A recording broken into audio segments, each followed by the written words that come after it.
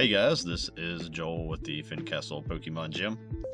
Now, I wasn't exactly sure what to do for this week, and that's not because I didn't have a deck, but it's because I've got too many that I'm playing right now. I've been going back through my catalog and looking for every semi-playable card, and if I did not have a deck built around it, I've built one. My choices for this week were all pretty cool. We got a new Tyranitar EX deck, we got Lapras EX, Cinderace EX, probably 10 variants of Flareon EX, a good base list for a Blissey EX deck that you can customize to do just about anything, and even a Spidops EX deck that I'm really enjoying playing.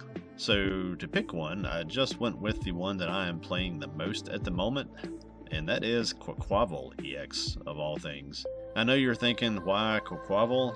And not just because that starter looks like Huey, Dewey, and Louie in a French hat, but probably because the only builds that I've seen tried for him are just the Charizard Pidgeot deck with him subbed in, and that is too clunky and too slow. Charizard EX Pidgeot works because of Charizard's ability to attach energies, and none of the other EXs really can substitute for that. I like this deck for a lot of reasons, mainly because it can draw like crazy. It can be pretty fast, sometimes it will brick, which any stage 2 is going to be prone to do. And it does just enough damage to one-hit most of the EXs in play. It misses a few of them. It is weak to Miraidon, but it hits Ceruledge, Flareon, and Gouging Fire for weakness. And this build really isn't walled by much of anything, so I don't think it's one to sleep on. So let's start by looking at the card, then we'll get into the drawing mechanisms and go from there. Now, Quaquaval is a Stage 2, 320 HP Water type, 2 attacks, weakness to Lightning, no resistance, and an unfortunate 2 energy retreat cost. Now both attacks are pretty relevant. The first is called Exciting Dance. For 1 water energy, does 60 damage, and then forces switches for both actives. There's no choice there, you both have to.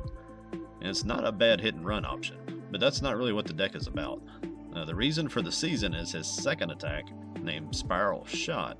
For a water and a colorless energy, it does 230 damage, then you must put 2 energy, not cards, back into your hand. Now, I'm sure you saw many content creators show this could be done with Neo Upper Energy back when it came out, but that's all that was, just content that they likely played for a day, if it was even them playing it, and have never touched it since. As I've said before, I'm not here to race to get out content and make thumbnails with my O-face. I'm just trying to get you something playable that you can win games with, especially if this happens to be your favorite Pokemon. But the strength of the Neo Upper Energy in here is that Spiral Shot lets you get it back into the safety of your hand, and hopefully reuse it throughout the entire game. Now as I bring up the list, I think the most important thing to talk about is the makeup of your bench. Now Dunsparce and Cleffa are here to help you draw initially, and eventually get to a field with 2 Quaquaval EX in play, plus 1 of the regular Quaquaval. Now the regular one has 170 HP, which makes him pretty safe from sniping, and he has the ability Up Tempo, which in exchange for putting a card from your hand on the bottom of your deck, you get to draw until you have 5 cards in your hand, which I think is much stronger than B-Barrel, just a little harder to get to initially, but getting stuff that you don't need out of your hand and then drawing is awesome. Now while those 3 Quaquaval are at least the beginnings of an evolution to one of those, should take up 3 of your 6 spots, I like to leave out a Mimikyu in case you have to hit and run, then the other 2 spots can be used for the Dunsparce to supplement your drawing, which is just a crazy amount of draw power. But as you set up, keep that in mind so you don't block yourself from getting out something you need, which is very easy to do in this deck if you get something like a Cleffa that does not get knocked out, or you get a Dunsparce that you can't evolve, so just think about that before you bench something. Now much like Flygon from the last video, this is an Arven driven deck.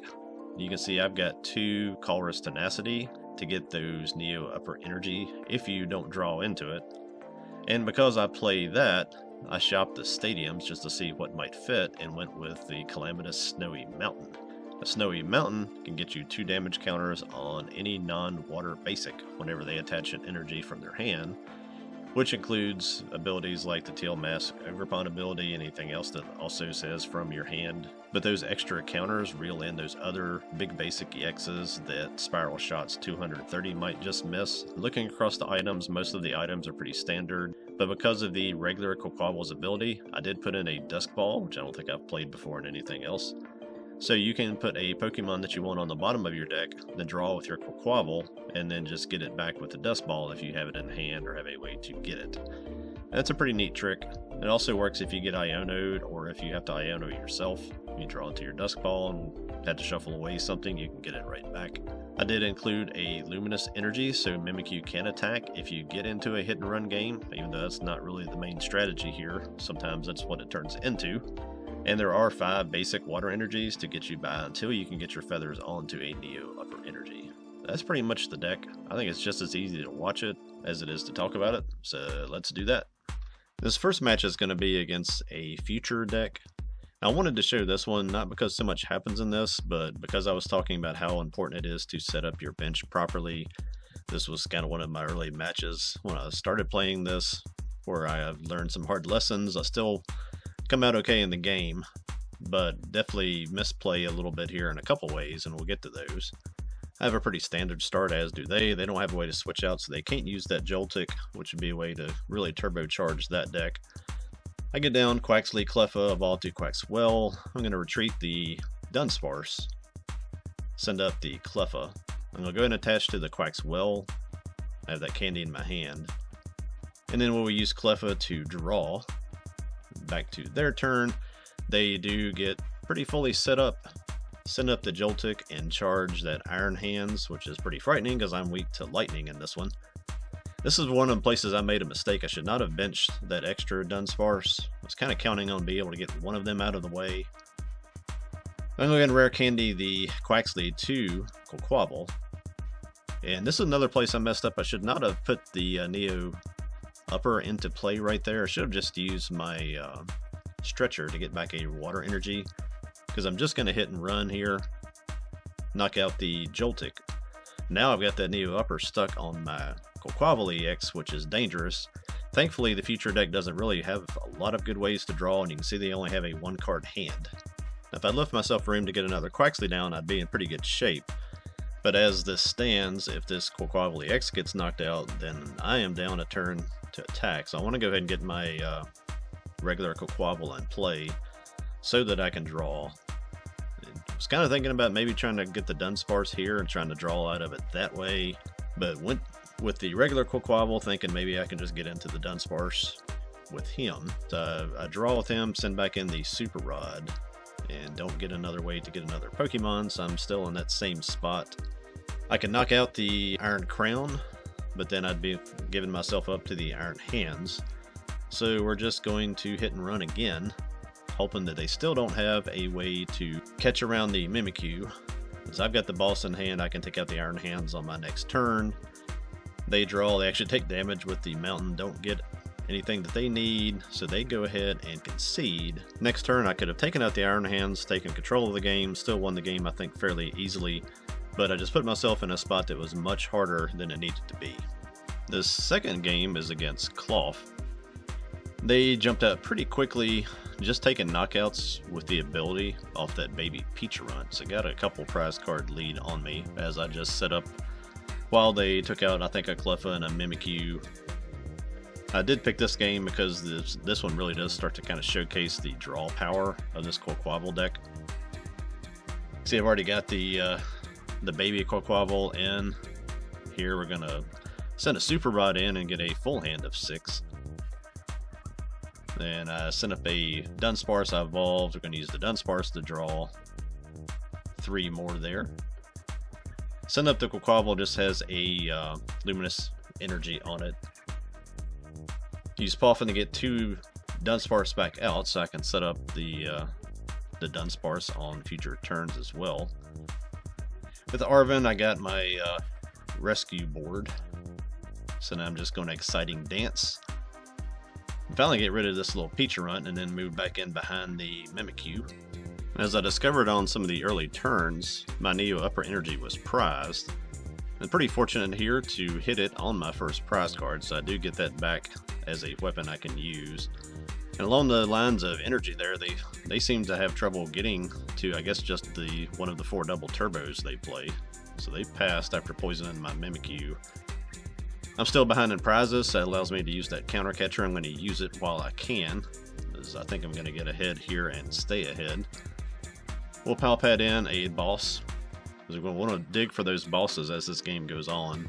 There's nothing in here that can really one-hit Quaquaval, so I'm just going to be targeting down anything that I can take out with him. It's 230, and that's going to be everything in that deck, I think, except for Blood Moon or Saluna if they play that. Iono there. I'll go ahead and send back in the Nest Ball, get a couple more cards there with Quaquaval's ability. I got the Dunsparce. I actually got both of those in play this turn. Not going to use those. I'm just going to save those as sort of protection for my next turn. Take out the Terapagos EX. Get a Mountain and a Water off of that. Same thing, they could not get an energy to attack. They sent up a Ursaluna, thinking I guess I cannot one-hit it, which I cannot. So we're going to just start drawing and try to hit a boss. Don't get it off the first Dunsparce. So we'll go ahead and use the second one, and there is that boss's orders. We're going to use that and just go ahead and grab the second Terapagos. I know that can do more damage than anything else they have if we both have full benches. I got Calamitous Snowy Mountain, use it to knock out their stadium and cut their bench back down, and then we'll one-shot that Terapagos and take 2 more. With only 1 prize card remaining and 2 Quaquaval EX in play, I think they see there's just not a route to win, so they concede. So I've got one more match against what is a Palkia V-Star Terapagos EX deck. I got a really fast Quaquaval EX, took out their Greninja, and then I think a Ditto. As they get set up, they go ahead and use that Rotom to just get my Mimikyu out of the way. So back on my turn, I evolved to a second Quaquaval EX. I've got a basic energy on 1. Don't have the Neo Upper into play yet. I got 2 Dunsparce down, so I'm going to start drawing with my Dunsparce, because I'm not set up to have the baby Quaquaval yet. I'm going to try to get there. I also have not taken out my Cleffa, so I have to keep on moving him around, but he's nice because he's a free retreater. And I'm going to go ahead and put in a Snowy Mountain. I got with Color's Tenacity, I used it to get my Neo Upper as well. Got a second Dunsparce. We'll go ahead and run away draw with him. Going to use this Ultra Ball, see if we can start getting close to getting that third Quaquaval in play. We want the baby one, so I'll have that really good draw power. So I'll bench a Quaxley there, and we will Spiral Shot. Take a third prize card off of that Rotom. It'll be a little bit hard to deal with the Palkias, but he has enough other targets on the bench there that I think we're okay on this one. And they actually go right after that Quaxley, I guess, just to take a prize card. It gives them their second. They already took out that Mimikyu. So back on my turn, I top a Poffin. I want to make sure I've got targets for that, so I'm going to go ahead and put back in Quaxley, Mimikyu, and I'll just throw a Water Energy back in while I'm there. Use that Poffin to get out Dunsparce and Quaxley.